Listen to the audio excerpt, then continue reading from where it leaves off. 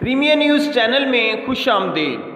Dear student, आज हम plants में गैसेस एक्सचेंज के हवाले से तफसीली तौर पर डिस्कस करेंगे।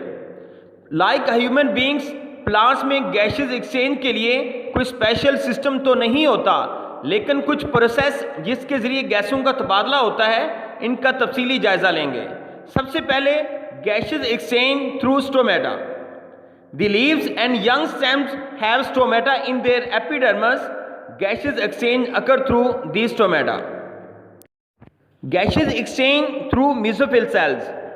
Mesophyll cells and stems have air spaces among them which help in the exchange of gases. Gaseous exchange through photosynthesis and respiration. Dear students, during daytime, mesophyll cells of leaves carrying out photosynthesis and respiration. Oxygen produced in photosynthesis is utilized in cellular respiration, and carbon dioxide produced in cellular respiration utilized in photosynthesis. During night time, photosynthesis is not occurred. Leaf cells get oxygen from environment and release carbon dioxide.